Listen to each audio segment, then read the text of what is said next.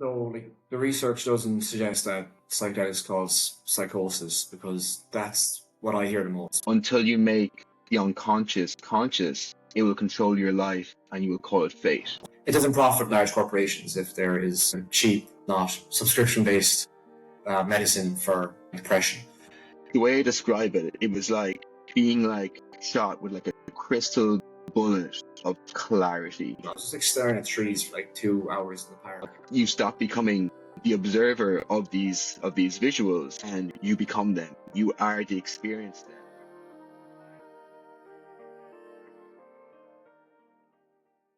Starting's always the worst bit, I find. Yeah, I could you're kind of imagine just like before we talking, kind and of it's get just into like, the let's go. let's do it. Okay, Fuck yeah. the talk.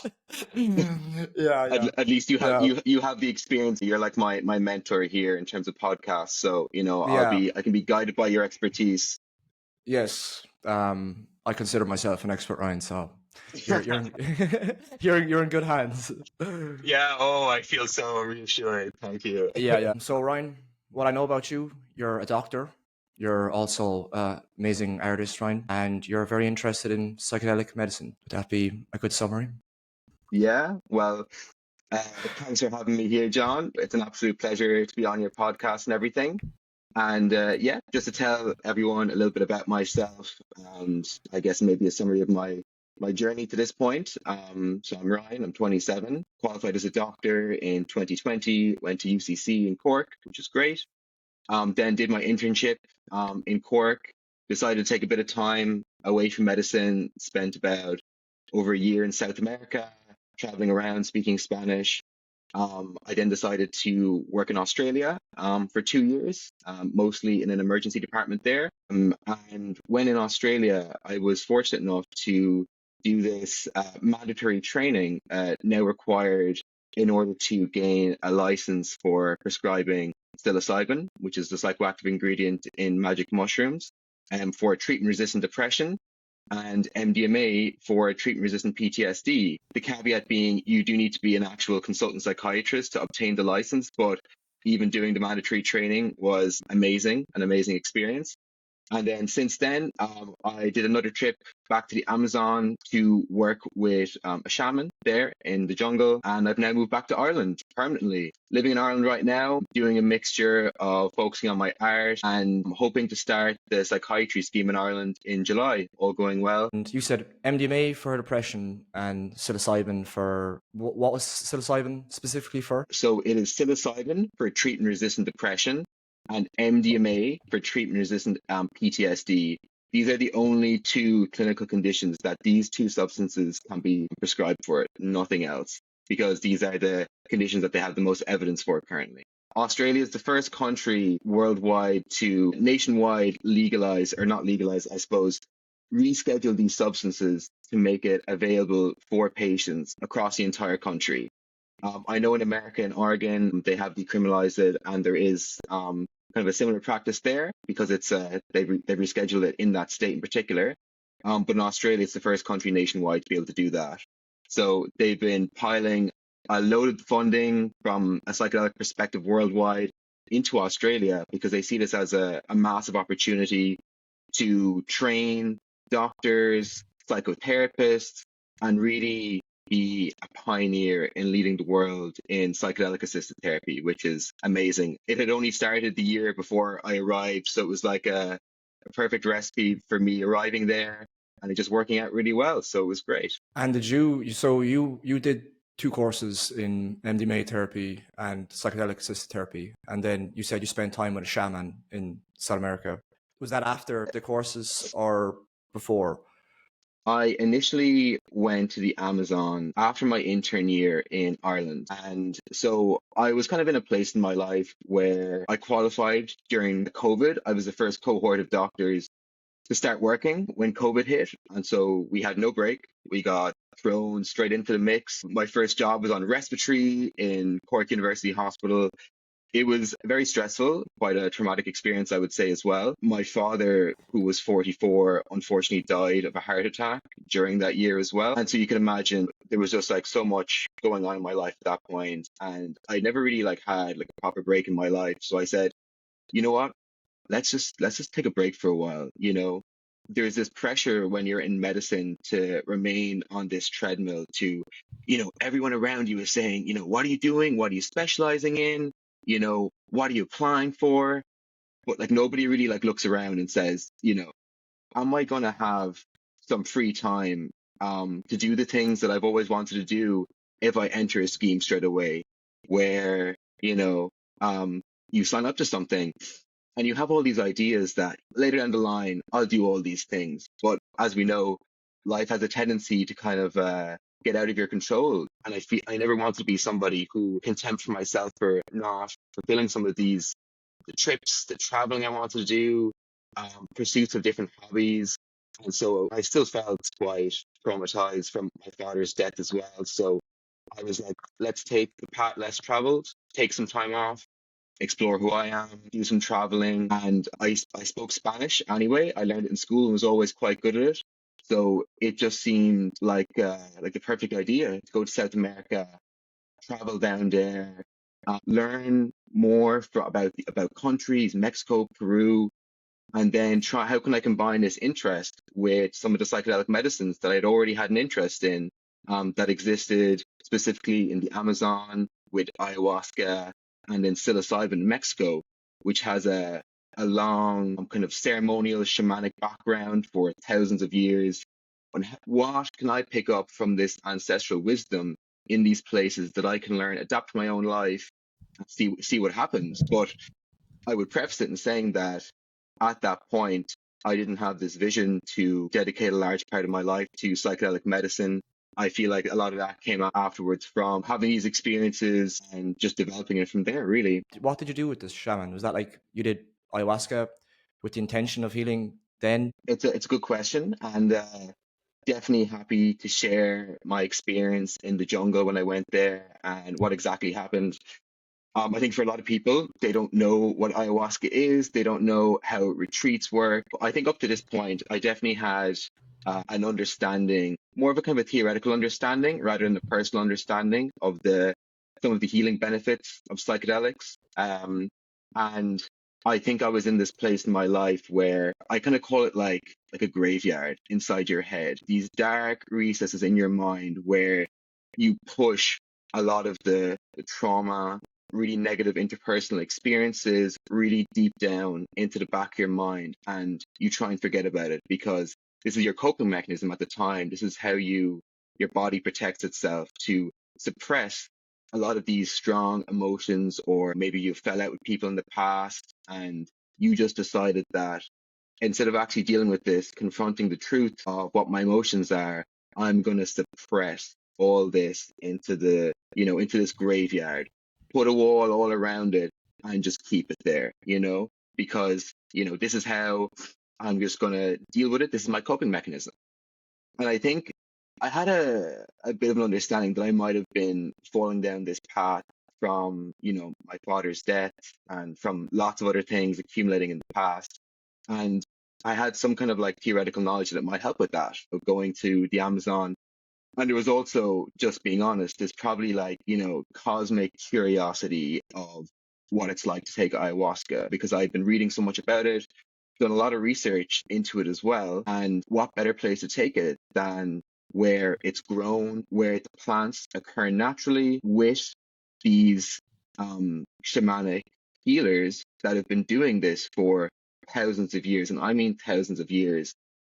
And so I suppose the next question is, how does a retreat work? What do you do there? What's the experience like? So the place I went, it was called Iquitos. It's in Peru, and it's in part of the Amazon area there. You need to get a flight from Lima to Iquitos. And I had done a lot of research beforehand into where should I do it, what places are trusted.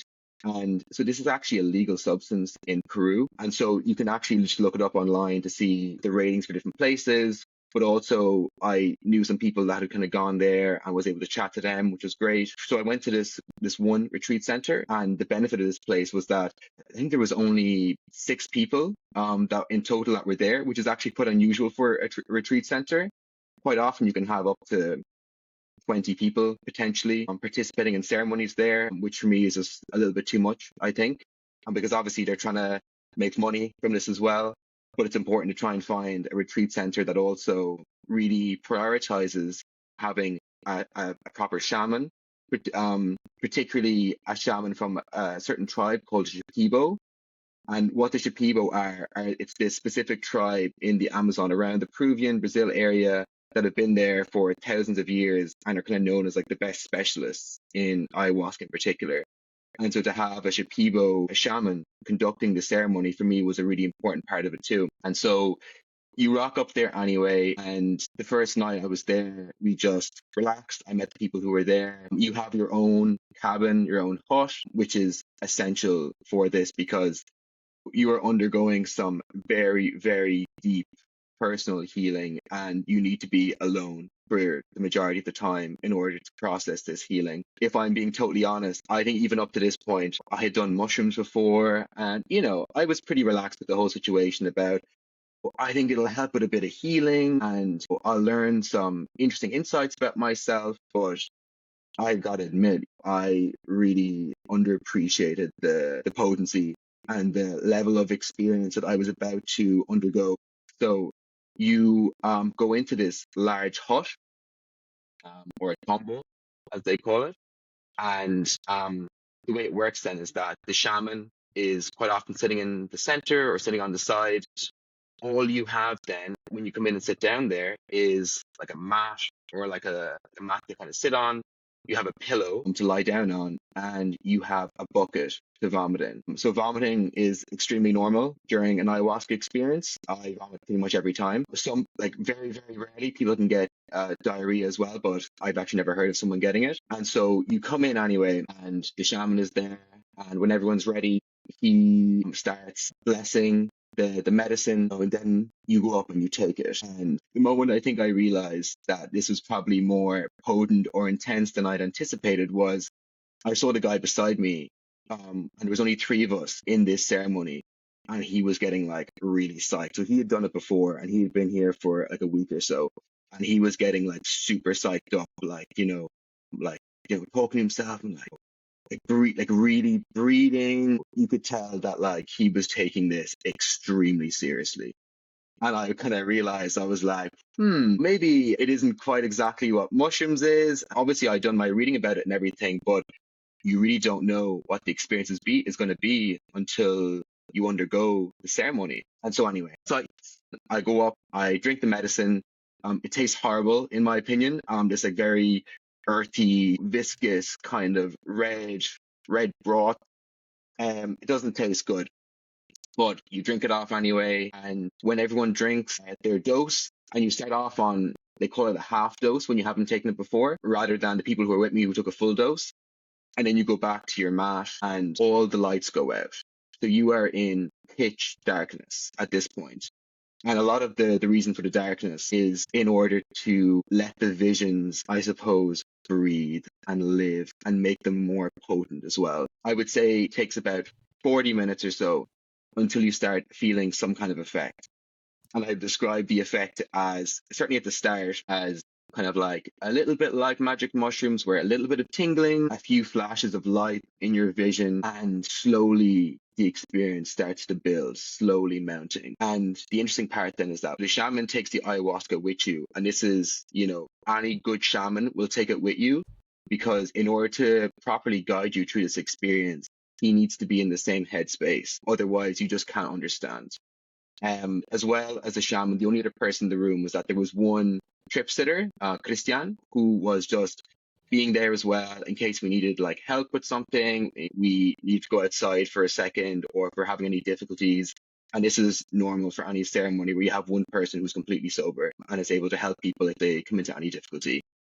And so the interesting part then is that when the shaman starts feeling some of the medicine, he starts singing. And these songs are called Icarus, and they're like the most beautiful things I've ever heard, where they're like these ancient Shipibo hymns. So the Shipibo language, these like hymns that have been passed down through thousands of years. And there's something like so ancient and sacred about these hymns, these songs. And these are the songs that guide you through the visions, guide you through your experience. And it probably sounds a bit strange of like, how can a song like that guide you through an experience? But until you are actually there, it's difficult to appreciate how important and vital these songs are. And again, there's this inherited ancient wisdom present that you feel internally and that echoes and articulates throughout your body, throughout your soul, that is extremely potent. Describing the experience myself then, with it coming up, the visuals, when they came on and when they started reaching their peak, it was overwhelmingly intense. Despite having done psychedelics in the past, things like that, this was another level altogether, I would say. The best way I could describe the visions is like a mixture of these melting geometrical shapes, patterns, but they're all moving, and it's like you're exported into this different realm altogether. The way I would describe it is there is this painting by Salvador Dali called The Perception of Time, that I actually got to see recently in New York, of this like melting clock and these like melting figures, faces. It's kind of like you're in a Salvador Dali-esque kind of place, but everything is moving. And there's a point then where if you take a high enough dose, you stop becoming the observer of these visuals and you become them. You are the experience now. And I think if you're not used to this frame of mind and this state of mind, the initial human reaction is to fight it because it feels like you're losing your mind, and it's like your body have no control over where it's taking you. And your mind, based on all its perceptual evidence, makes this guess that, am I dying? Am I losing my mind here? And it's this like tricky aspect where you have to train yourself based on experiences, but also based on preparation that we do in psychedelic therapy. What do you do in order to try and let go during these really intense visual aspects and to try not become extremely overwhelmed? And I think for me, what really helps, I would say firstly, is meditation, just in order to center yourself, relax yourself, have a mantra on hand, like trust, let go, be open, and be aware of your thoughts. Try and take a step back if you can to just let the experience take over, go with it, try not fight it. But that is far easier said than done. And I think, especially for people that we're going to be helping with psychedelic therapy, I think this is one of the crucial aspects of the experience that we need to help with, especially these initial stages where if you haven't taken psychedelics before, you don't understand the space where your mind is taking you into different recesses, showing you different visuals, and you have no control over this. The way I always kind of describe it to some of the people who are interested in this and some of the participants is that imagine you're on a boat, like a raft, and you are floating down a stream. Quite often, you might have something to guide you in normal consciousness, like a stick, in order to see where you want to navigate your thoughts down different tributaries of this river. And you have some control about what you want to think about, where you want your mind to go. But in this state, it's like you have nothing to guide you anymore.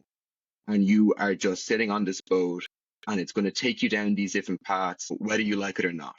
And in this instance, you have two options. You can either fight it and say, don't want to do this, nope, fight it, and try and restrict your body, your mind from it, and get into a sense of panic, things like that. But it's still going to take you there anyway if the dose is strong. If you take a low dose, you still have maybe a stronger grasp on reality, maybe slightly more control over where your mind goes, what you're doing, things like that. But with any psychedelic, if you take a dose high enough, you lose this grasp of reality. You lose this control about where you can choose to navigate your mind through, because the experience totally takes over, and it's going to take you down these paths to see these visuals, things like that, without your control. And I suppose for me anyway, the start point like this, getting used to this mindset is the most challenging point. And I think once you can kind of like get past the visuals and this new sort of mindset, this is when the real healing and therapy begins. So let me kind of describe what happened for me when I was in this experience and what I found so profound. So the visuals start to settle, and I'm kind of going, well, that was so intense, like overwhelmingly intense, but like I'm through it and I've passed the peak. And I thought at that point, let's just see what happens. And I think I really underappreciated at that point the level and the depth of therapy that was about to occur. The way I describe it, it was like being like shot with like a crystal bullet of clarity right into my forehead, where everything became so clear about what I'd been holding on to in my life, what I needed to see in order to grow and move forward. And so for me, the way I describe it is that it was like this graveyard that I was speaking about earlier of all these repressed memories, trauma, and you building this wall all around them. That wall came crumbling down, and you become this extremely objective observer of each of the problems, that might have occurred. And quite often with some of these issues, like let's say, I don't know, you'd fallen out with a friend or something, and you might have thought you were right at the time, but a lot of these instances are clouded in your own subjective narrative. But I think everybody carries the truth with them and the answers, the raw answers internally, whether they and in this moment, then it just became extremely clear about what I needed to deal with in my life. And it was like it brought me to all these specific moments, either in my childhood, seeing each family member one by one and different issues that I might have had with them, conversations that I needed to have that had been delayed because I suppose, especially in Ireland, I think we like to try and avoid some of the big topics, even if there is an elephant in the room amongst, your friends or family, because it's extremely difficult. And, you would prefer maybe just to live in this reality where you don't have to face these problems. But it was like this moment where everything became extremely clear, and I realized how much baggage I had been carrying. And I think that my point of this is, I guess, that you can look at this baggage, look at this graveyard and all the stuff you've been carrying.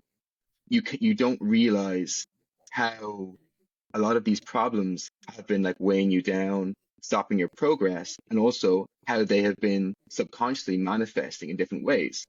So I'll give you an example. I think I had some childhood issues of like some severe abuse, things like that. And it's only when I was able to reconcile, finally look at this moment face to face and realize then where, wow, this is where a lot of my anger has been coming from. This is why I've been feeling so frustrated. This is maybe why I've had some, like strange relationships with girls, things like that. And this is the thing, I guess. People think that when they're forgetting these problems and pushing it into this graveyard, into your subconscious, that you're dealing with it. But it is always going to leak out and project itself, manifest itself in different ways through depression, anger, anxiety, whatever it might be. You always pay the debt for this graveyard building up. And until you can look at this face to face and reconcile with your past, reconcile with your problems, it's going to be really hard to move forward and fulfill your potential, I believe. Are you still afraid? Do they still are you still ashamed from them? And Yeah. how does it help you negate the negative emotions that you would normally have felt, or are you even aware that you have these traumas, or were you aware? I was not aware of this. Obviously, I had some insight into different things that might have been going on. I think if I'm being honest, man, even going into this experience, there was one or two really deep personal things that I always kind of knew existed in the background, but I said, no, I'm not touching that. That's too painful. It's too deep. And that's tucked away in the darkest recess of my mind that I don't want to touch. However, once you enter this state, you see everything, and it shows it to you in a way where you are, like I said, this really unbiased, objective observer, where you can have empathy for yourself and you can look at it in a way where you're not afraid anymore and try and change the relationship that you had to some of these traumas by observing it in such an objective manner. And when I was able to look at this in this objective new lens, these problems stopped because I changed the way I managed these thoughts because I wasn't hiding from them anymore as well. I was able to sit with these thoughts, acknowledge them, accept them for what they are. You see the emotional baggage that you've been carrying, and you kind of have this clear mindset then of like, what exactly do I need to do in order to ensure that this weight is finally lifted and that I can continue and move forward in my life without carrying the weight of this trauma with me. And I'll be honest, for a lot of these issues, I haven't, since doing that, I haven't thought about them again because, and even if I do think about them, I'm totally fine with it. I don't hide from it. I don't suppress it. It is what it is. I have a little think about it, and I get on with my day. Do you think that you feel a bit, you're more like aware of your body and how you feel in certain situations? Yeah, like one of the most beneficial aspects, I think, John, of some of this experience was I think it changed my relationship with meditation as well, I would say, where I think maybe in the past I kind of saw meditation as this, how to relax your body, was how to be present, but I think I really lacked the insight into how I could actually use these tools or skills in my daily, my day-to-day routine, habits, things like that. And so with part of the psychedelic experience, the way it changed my view on meditation is that my thoughts are not me. And I actually have a lot more control than I thought I did about which thoughts do I engage with and which thoughts can I look at as more of an observer and be able to see, well, there's some cognitive biases at play here.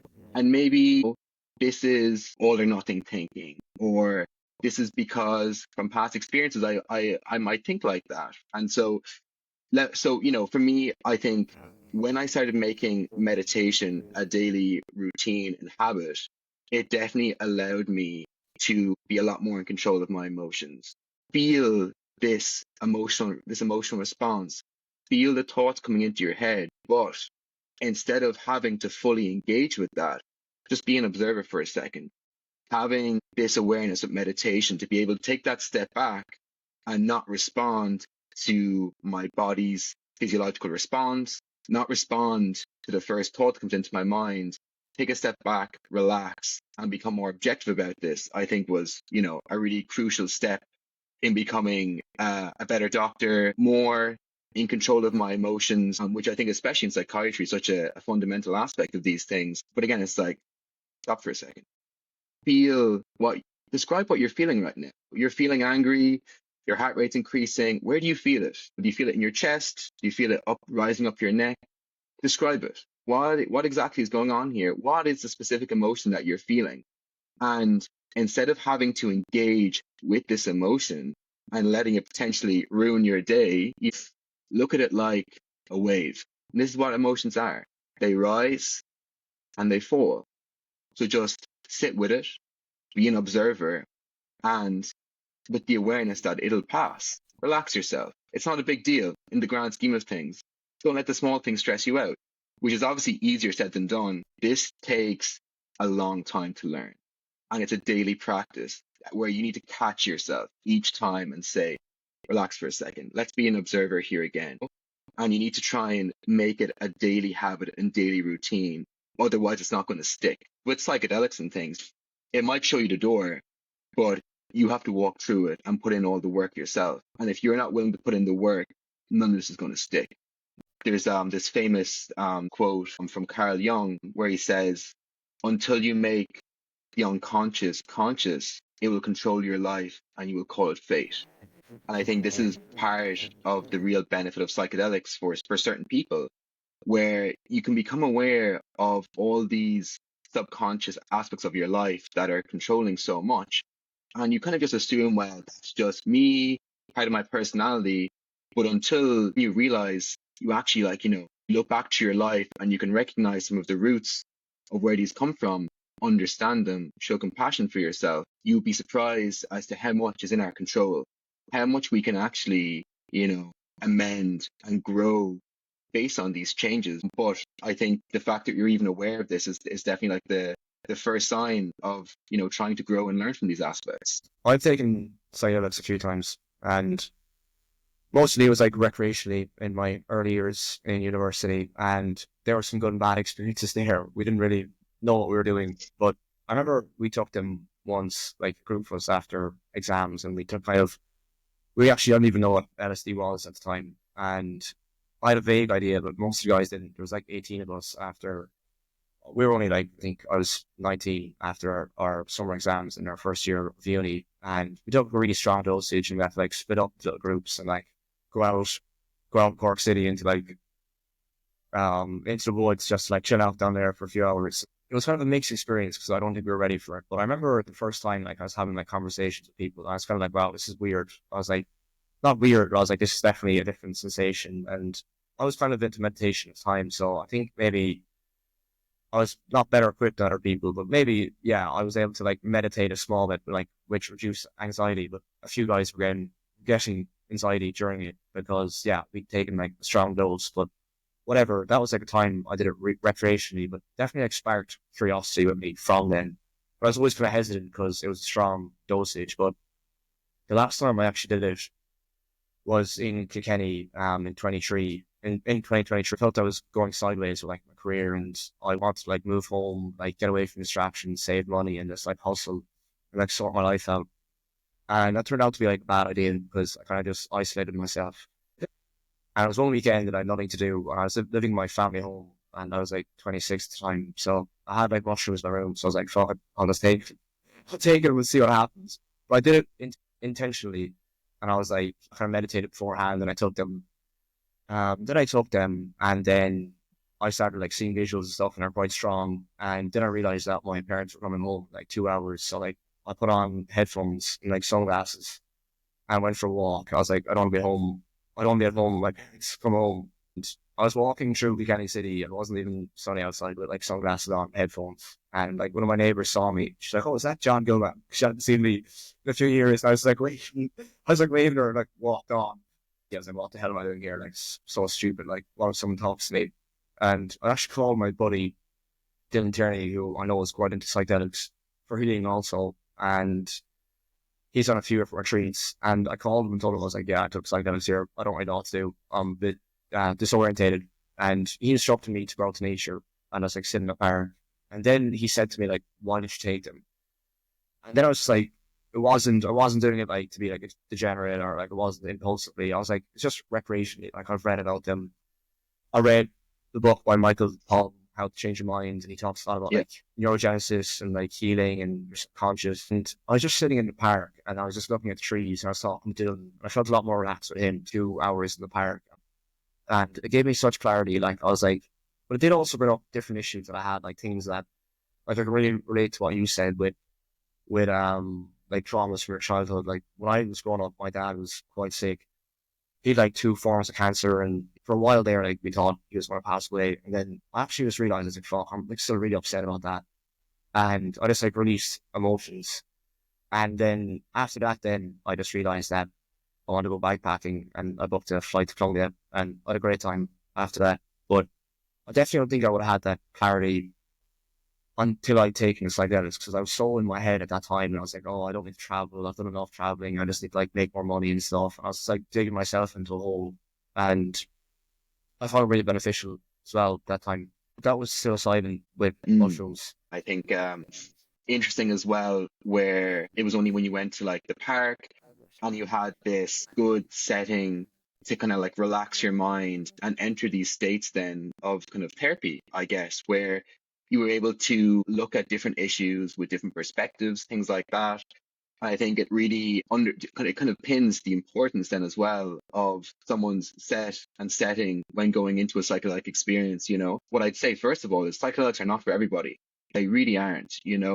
And I think you need to be aware and educate yourself about them like immensely beforehand, where, you can take the example of when you and your friends went out that time, and clearly there hadn't been enough research about the dosing, how long it's going to last, what kind of effects might come up. Maybe there would have been less anxiety around it as well, and they would have been better able to tolerate the experience. The first thing is, like you were saying, what is your intention? why are you doing this in the first place? I think people sometimes think of like psilocybin in particular as like, oh, maybe it's kind of like MDMA or cocaine, something like that, where I'll just feel great and it'll be fine. And I think this is a real pitfall that people can fall into, where I think with MDMA or cocaine, there's almost more of a predictable response, I would say, about it. I think if you take MDMA, you're going to feel probably 95% of the time, you're going to feel really empathetic. You're going to have these rushes of euphoria and just feel really great and, warm and safe. But with psychedelics, it's like each time you take them is going to be completely different. But what I would also say is that we have a lot in our control in order to try and, regulate the experience that we're going to have and try and optimize what we can do beforehand to have the best experience possible. And I suppose this kind of gets back to the idea of something called set and setting, where what your set is, what is your mindset going into the experience. I would say if you feel like you're in an extremely unstable part of your life where you're already having like really dark thoughts, I would really advise against this unless you're with a medical professional and you have proper preparation, integration afterwards, because you just don't know how this experience is going to go. And quite often psychedelics can potentiate the already pre-existing emotions that you're feeling.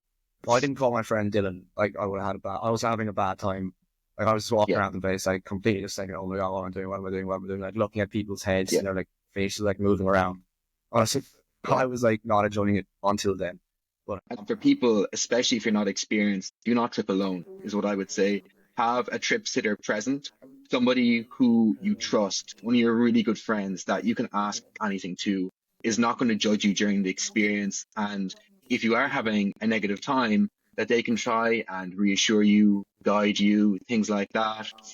I think this is a really fundamental part of all preparation for it. And I think your parents are going to be coming home at some point, and obviously you were trying to avoid your parents, but equally you were in a town that you grew up in where you could potentially run into people that you know, and then you're anxious that you're acting weird. They're going to know that you've taken something, and I think probably once you saw that first person, it already probably triggered something in your mind about this anxiety. But I think that's a really fundamental part. Where am I doing this? And what I'd also say is like, it's important to have a safe space as well, where even if you're out in nature, somewhere that like, if things are becoming a bit strong or overwhelming, you can go back there and you can relax with your friends and you can feel comfortable again, which I think is a really fundamental aspect of this as well. And I think this kind of just, I suppose, underlines the importance of preparation. Anytime you're undergoing one of these experiences, preparation is everything, absolutely everything. And especially if you're not experienced, you need other people who are going to be with you that can help you if something negative is happening, or if you're maybe encountering like a repressed memory, like I said, and this, again, I think goes back to the idea of psychedelic-assisted therapy, where outside of a clinical setting where you can have preparation, integration, things like that, there are risks. Absolutely, there are risks. I think part of the issue about why psychedelics initially built the stigma that it has, that it's getting better, but still continues to have today, is because of this hyperbolic response in the 60s by people like Timothy Leary, who was a clinical psychologist in Harvard at the time, and ended up giving some of his students LSD and was encouraging the whole world to take psychedelics, and it was going to cause this revolution. He was telling people drop out of college and to wake up, things like this. And obviously, this is where it started becoming associated with the counter revolution. And I think it is extremely important to try and learn from some of these mistakes in the past about, how we want to pursue this going forward.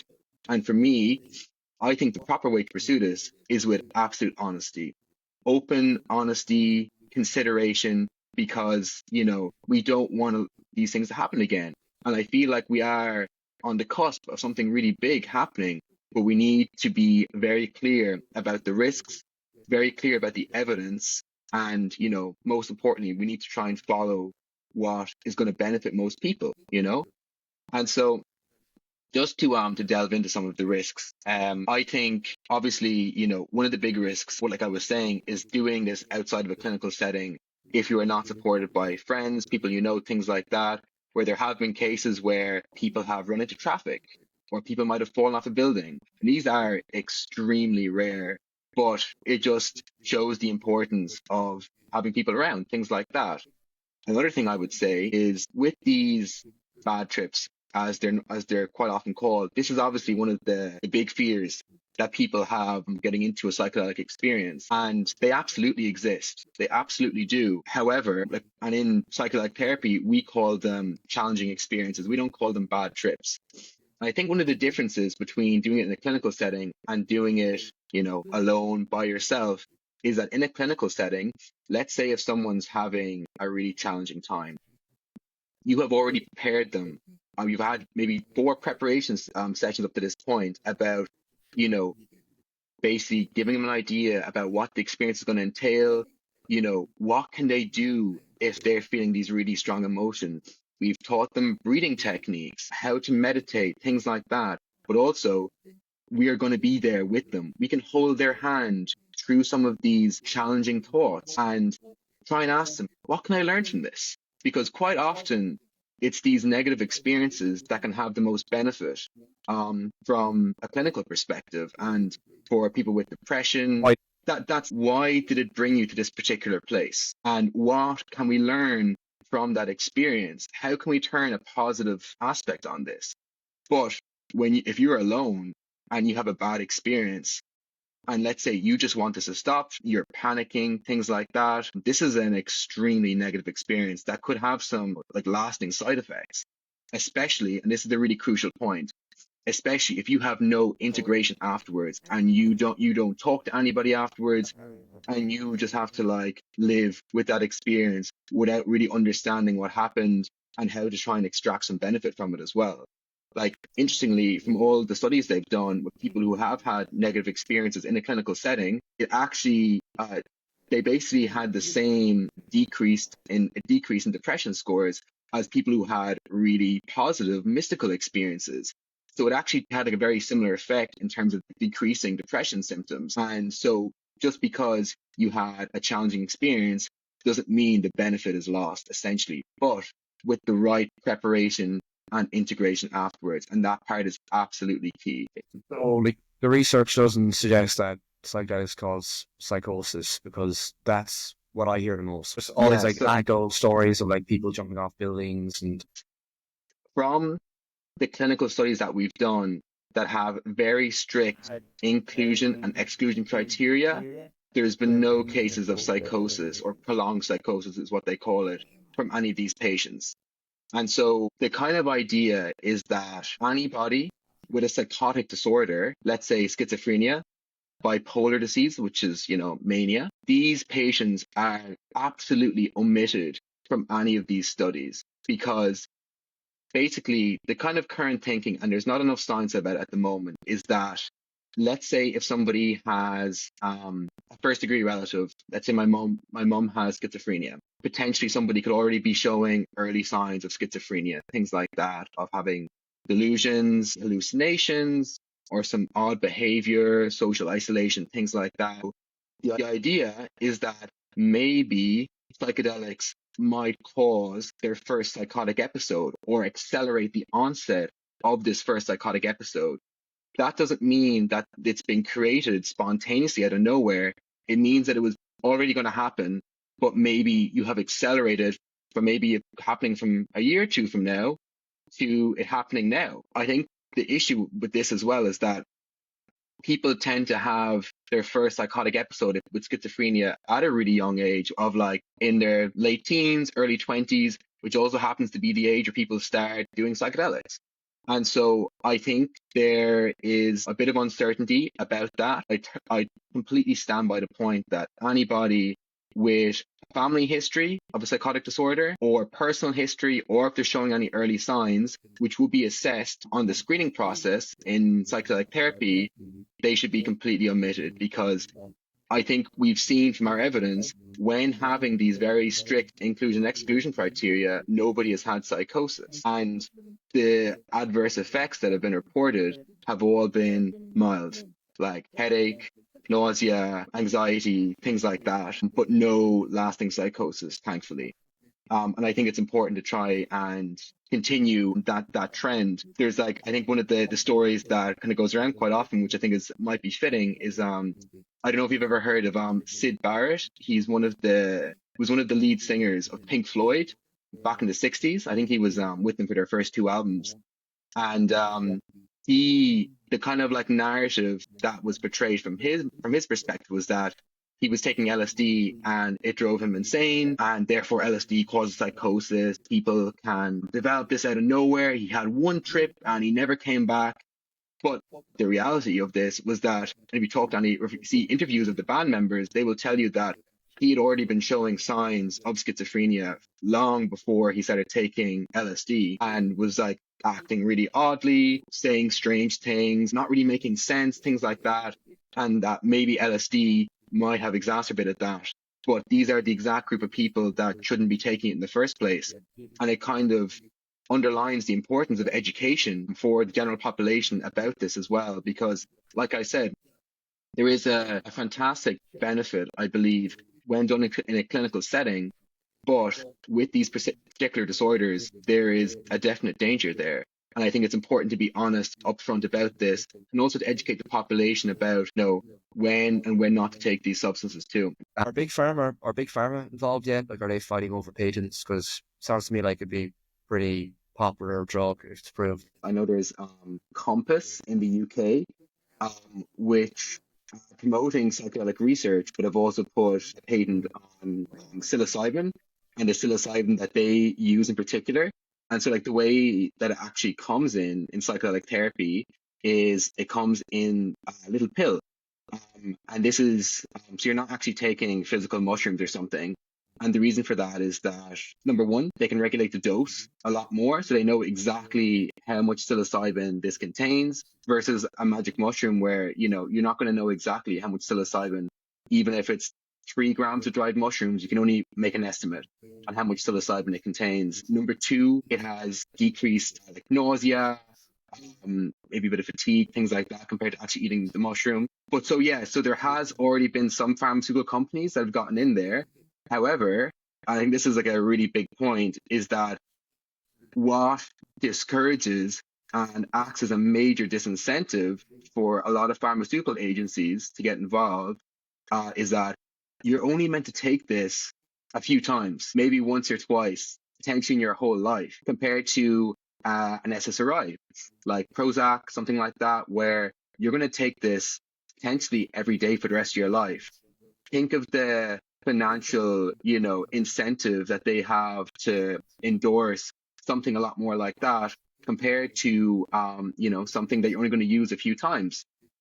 And so sometimes without this pharmaceutical backing and funding then as well, it also adds this extra challenge of, where to get the money from to do some of these trials, things like that. And a lot of it is going to be state funded as well, which I feel a lot of countries are going to be opposed to until they can get more and more evidence that it's going to be worth the money. Because obviously, even in Australia right now, the way it's working is that for psilocybin, for example, the whole psychedelic-assisted therapy goes for about 6 months, something like that, including 2 dosing sessions.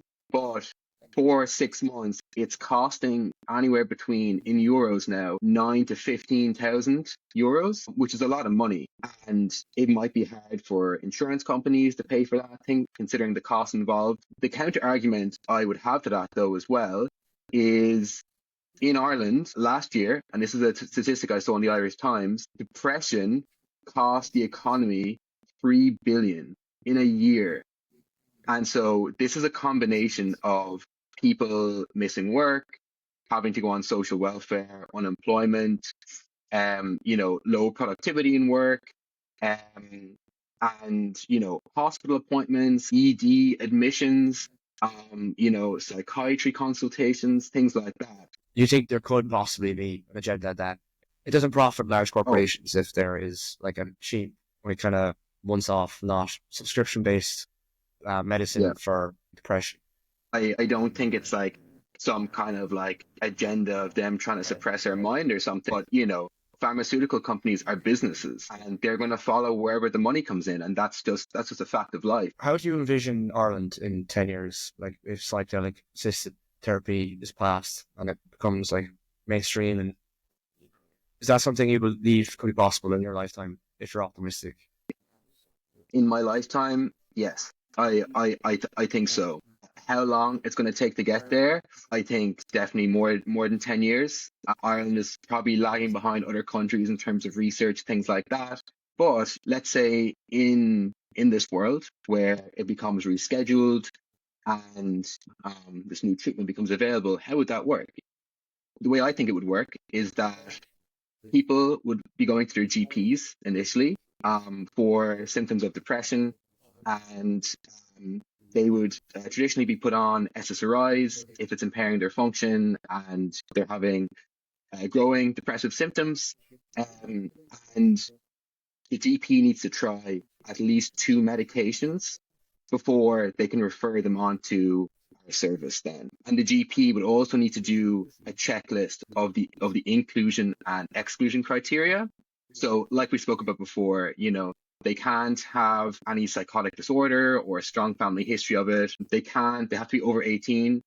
They have to be able to sign an informed consent. They can't be pregnant, and they can't have any serious unstable medical conditions as well. And so if a patient can say, yep, they're happy to be referred, they fit all this criteria, they would then come on to someone like me. And let's say I'm a psychiatrist and I have a prescribing license for psilocybin, let's say. What I would then do is I would do my own screening on this patient, kind of go through some similar questions about the inclusion-exclusion criteria, and also just tell them a bit about what's going to happen during this experience. Because, like I said, I think there's a good chance that when you explain this like really clearly to people about the mindset that you enter, it's going to be parts of it are going to be scary, and you're going to might get access to parts of your mind that you had forgotten that existed, access repressed memories, childhood issues, things like that. And I think it's totally reasonable for someone to say, you know what, I'm not there yet to undergo something so intensive, something so serious. And I think that's absolutely fine. I think what's really important is to be really honest with people about what's going to happen, because it is a lot of work. But for the people who've gone through it and have come out the other end, the benefit is extremely clear, And so the way it would work then is that normally you'd have 3 preparation sessions, just telling the patient what to expect, understanding their depression a bit more, about what might be going on, understanding them as a person, just in general a lot more, also getting an idea about, their life, what their job is, who their friends and family are, getting an idea of who this person is, and developing this therapeutic relationship, which is extremely important, especially when it comes to the day of dosing, where they've actually had studies where they tested people where they rated the therapeutic relationship with their psychotherapists and psychiatrists before the day of dosing. And it actually correlated with how positive or beneficial their experience was. Because obviously during the dosing day, they're going to enter this extremely vulnerable, open state. And it is absolutely paramount to trust the people that are going to be guiding you through this experience. And so just to tell you a little bit more about the dosing day and like what happens, what does it look like for people? So they would come in and we'd obviously just go through a few things with them again, make sure they're prepared. And we've already guided them about meditation, breathing techniques, what to expect at this point. And there's always going to be a few nerves, things like that. And the kind of like clinical setting where this is conducted, try and imagine like a really cozy sitting room where there's like kind of low lights, a bed and a pillow and a really like warm blanket for the patient to sit in. There will be either a psychiatrist and a psychotherapist or 2 psychotherapists sitting in the room that the patient will know very well from the preparation. So there's already that trust built between those people. And then the patient takes the pill of psilocybin. And usually the dosing, again, they're still a bit unclear about how many milligrams a dose should be. The kind of general idea at the moment is 25 milligrams. which is actually a pretty big dose. I would say it's probably equivalent to maybe 2.5 grams of dried mushrooms, which for your first time is actually a pretty big dose. And I think if I was conducting my own, I'd probably start off at maybe 1.5 just to give them an idea in their first dosing session and hopefully maybe build a bit of confidence for their next dosing session. But I think the reason that they give people such a high substantial dose is that from the evidence that they've conducted, there's been a direct correlate between the higher dose and this mystical type experience, which they found to be the most beneficial in terms of accessing these repressed memories, being more open to therapy afterwards as well, and creating this state of neuroplasticity. So, and this is one of the really important kind of fundamental aspects of how these substances work, where they cause new brain growth and between neurons across different brain regions that weren't previously connected. So I think a really fundamental part of understanding why does psilocybin work with depression, alcohol addiction, OCD, anorexia nervosa. It's working across a wide range of psychiatric disorders. And what a lot of these disorders share is that they share this stuck mindset of this rigid thinking, where in depression, it could be, I feel worthless. I can't go outside today. I'm a piece of crap. And it's the same areas of the brain just going over and over again, the same neural circuits over firing. And they just can't see this other perspective because their mind is so stuck. And it's not connecting the other parts of the brain to each other to try and grant them this perspective. And this is not their fault. It's just you become so good at falling down these neural circuits that you feel like crap, is that it's kind of becomes the path of least resistance. And it's the more these circuits fire, the easier it is to become stuck in these states as well. And you see it with, let's say, addiction. I need a drink. I'm going to do anything to have a drink. And so you see the same kind of pathogenesis of this stuckness of, it's the same thought coming into your head the whole time. Same with anorexia nervosa. I feel overweight. I need to make myself get sick. And they just can't have this alternative perspective. And so basically, this is why they have a slightly higher dose then, in order to try and increase the chance that they can enter this state that causes this neuroplasticity, connects the brain parts connects the signal on the brain to different parts of each other, and to have the most beneficial effect. And so then the person undergoes their therapy, and what's very different about how they conduct it here versus if you're just taking it recreationally in nature or something, is that they give you a sleeping mask to put over your eyes, and they also give you a headset with very specific music selected for this experience. And so regarding the sleeping mask, this is to cut out any kind of external stimuli, things like that might distract you from your experience. And it's a very different experience when you do it this way. It makes it a lot more introspective, and there's a lot less distractions. You can only focus internally if you can't see anything else. Regarding the music, I've actually listened to it before. It's a really beautiful set of music that has a combination of kind of tribal elements, nature, a little bit of classical music. And what's interesting is that the music selected is selected very specifically depending on what part of the experience of your trip that you're in. So when you're reaching your peak and the visuals are a bit more intense, there might be slightly faster music like a tribal drum in the background. But once you get to this more therapeutic stage after the peak, it's more kind of contemplative music.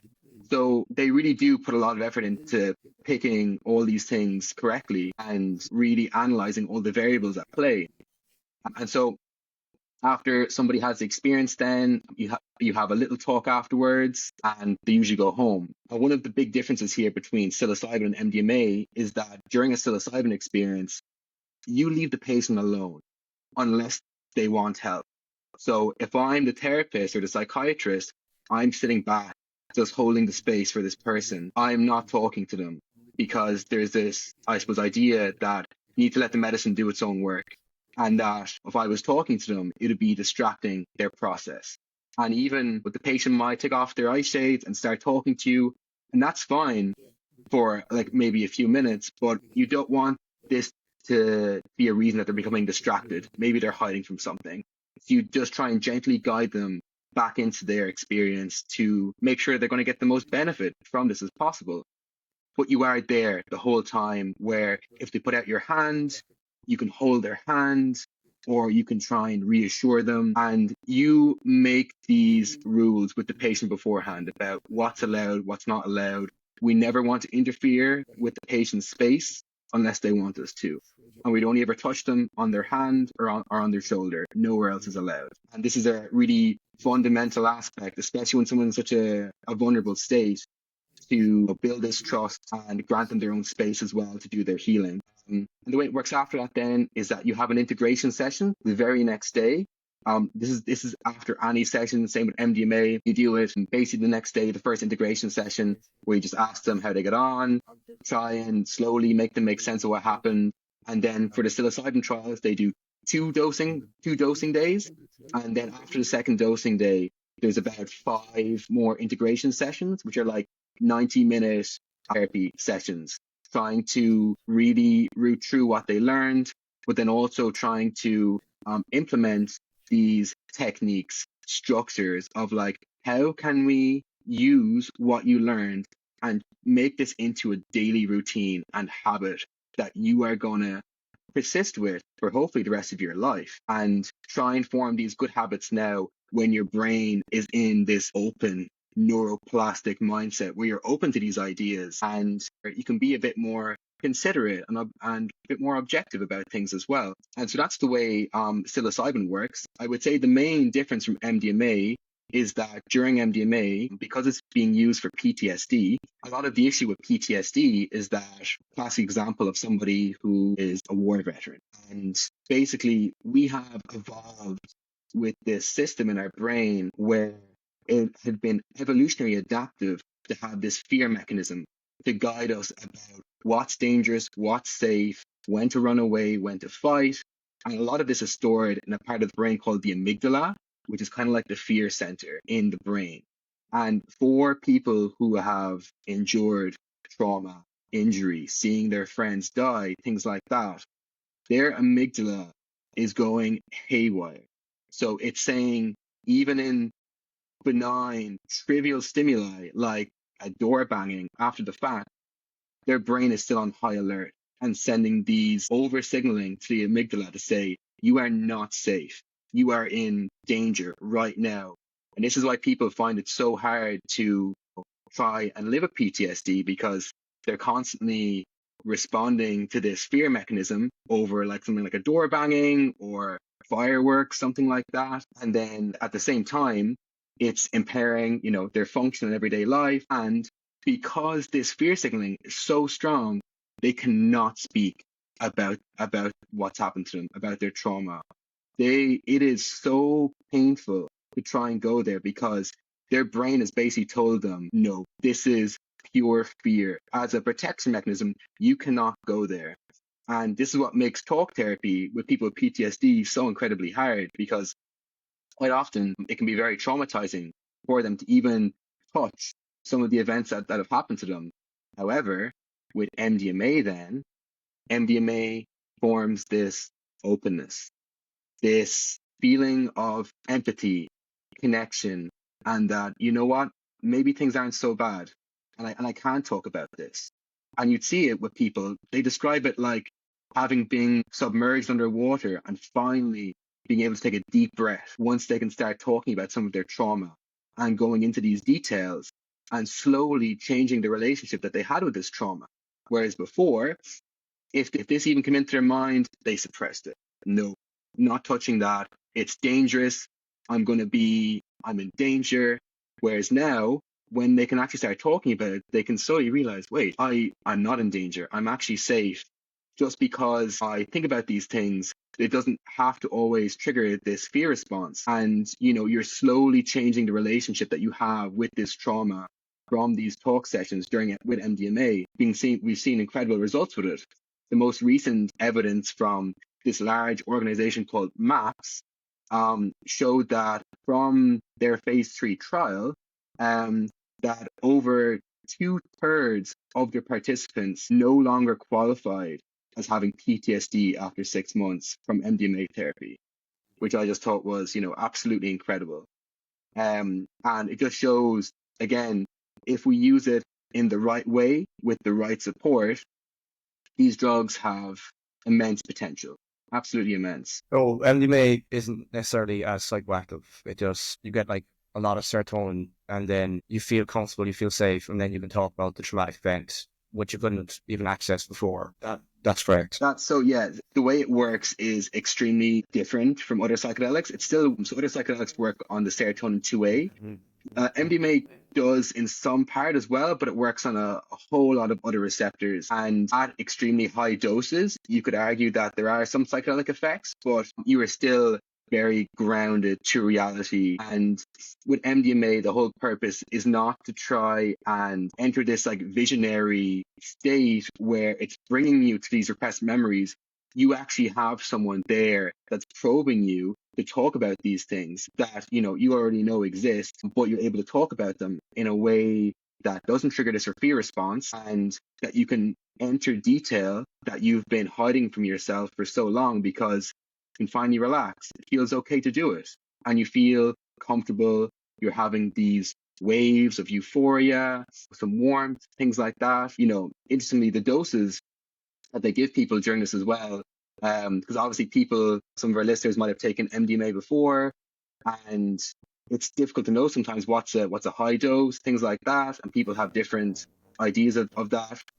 So what they generally give people during these sessions is 120 milligrams initially, and then after 2 hours, you can have a booster dose of 60 milligrams. And funnily enough, I think it's like 98% of people have the booster dose because you're already feeling great, and you're like, yeah, go on, I'll have the booster, And I think you need to be extremely careful with MDMA as well, because, like psilocybin, there are risks in terms of like physiological risks.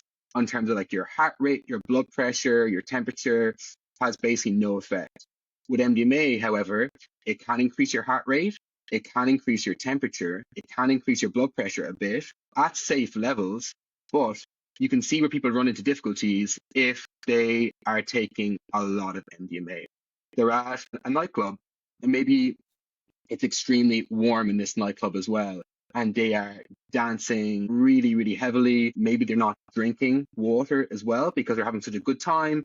It doesn't even occur to them. I think where the dangers occur with this, in these nightclub settings, and there has been some deaths with this, would be hyperthermia, becoming too hot, dehydration. There's been cases where, because people are dancing so much, it causes something called rhabdomyolysis, which is like a breakdown of some of your muscle cells, and that can affect your kidney. But what I must preface this with saying is that most of the deaths caused by MDMA is also the result of like polypharmacy, where people, it's again extremely, extremely unusual for someone to take like one bad pill and die. Quite often with these cases of people who have died, they've been taking cocaine, benzos, alcohol, and MDMA has just been part of that. But then MDMA gets this bad name, MDMA has killed another person. And I think this is also part of some propaganda that people believe in as well about ecstasy, MDMA, largely from the government. I know there was this one really famous study that was done in the late 90s where it basically came out that a recreational dose of MDMA causes neurotoxicity. It is going to rot your brain cells. And it was released in Nature, which is like a really big, well-established scientific journal. And it was done in apes. They did the study until they realized that it wasn't MDMA that they gave the apes, it was meth. But by the time, by the time they were able to put up a big thing on their journal and try and retract this, the damage had been done, because it was like a confirmation bias for people. They already thought MDMA was bad, and then they see this research and they say, yeah, I told you. And it didn't matter if it was wrong, if they retracted it, the damage was done. I think it just, again, underlines the importance of education for people, but particularly for MDMA, in terms of adverse events during these experiences are extremely low. Again, people can get muscle tightness, cramping, which is actually a bit common. It's probably about 40% of people might get a bit of nausea. Some people have nystagmus, which is it's like their eyes wiggle a little bit. In order to be on the MDMA trials as well, the inclusion-exclusion criteria differs a little bit. So you can't have uncontrolled blood pressure. You can't be pregnant. You also need a negative urine dipstick, because obviously I think MDMA has a slightly higher potential for abuse rather than psilocybin. Psilocybin, LSD, DMT are non-addictive, essentially. From numerous trials they've carried out, there's been no evidence to suggest any addiction whatsoever, because for anyone who's had one of these trips, the last thing normally you want to do is do it again, because it was such a big undertaking. Whereas with MDMA, you felt great, really, really good. And it was positive no matter what, and a very euphoric experience. And for certain people, there could be a tendency to push that, especially in party scenes, things like that. So for our clinical trials, then you need to have a negative urine dipstick for any drug. So no current substance abuse disorders. And they're not using it at the moment for addiction disorders as well. It's mostly for PTSD. And as well, the MDMA they're giving people is extremely pure. It's like something like 98%. And because you've done all the preparation, the timing between the doses, the come downs for people during these experiences are actually pretty much non-existent. Not like nil, but I feel like a lot of the come downs for people who might be taking it in a recreational setting are because they might have taken too much. They're not drinking water. They're combining it with alcohol or drugs. They're also dancing so much. They've stayed up really, really late that night. And there's all these other factors, that are in play that can also make you feel quite low the next day. So when carried out in these regulated, supervised conditions, the adverse events are extremely low. And the calm down is how you feel after. The calm down is how you feel afterwards, where MDMA in particular is associated with feeling depressed afterwards, because it's the borrowing tomorrow's happiness, for today, for this moment. And this is extremely common, especially when taken in higher doses, or if you've been taking it regularly as well. This is also a risk factor for having more kind of depressive symptoms for the next few days when your serotonin regenerates. But in these clinical settings with close regulation, it's been pretty much non-existent. So we have a few questions, right? First one up is Emily. Emily is based in Barcelona, and she said, do you think psychedelics will eventually replace traditional medicine? I think psychedelics will complement traditional medicine. And I guess it depends what you mean by traditional medicine as well, because obviously I think if you were talking about, like schizophrenia, for example, obviously there's very different medicines that are at hand that need to block certain receptors that are known in the pathogenesis of these diseases. And like I said as well, psychedelics are not for everybody. And then, question from Mike, Mike Shen. Mike's in Dublin, I believe. How do you plan to integrate psychedelic-assisted therapy with the current systems in place? CBT, for example. So I think with psychedelic therapy, for like the integration practices, there is there's a wide range of like different modes that are being used currently for integration. So like CBT, family therapy, more kind of like psychoanalytic therapy. There's a wide range of different integrative processes that are being used. And I think it's definitely like a really important area that requires further research to try and develop what might be like the most optimum type of therapy being used for a certain group of people with maybe depression or substance abuse disorder, anorexia, things like that. And you can see for a lot of the studies, integration is a stage where there's really no clear answer yet. And I think there needs to be a lot of work there done as well. How long does that go on for? Potentially 6 months, 9 months. I think there could be a benefit as well of having follow-up after like, I don't know, a year and a half, 2 years. I think another important aspect of this is, what does somebody do if they've done their own psychedelic experience and thinks they need integration? In Ireland or something, if they've done it recreationally and maybe they had a bad experience, or maybe they really want to grow from their own psychedelic experience and try and see how can I maximize the benefit from this experience and incorporate these values into my everyday life? And the first thing I would say is, if you can afford a therapist or a counselor even, or a psychologist, go to them.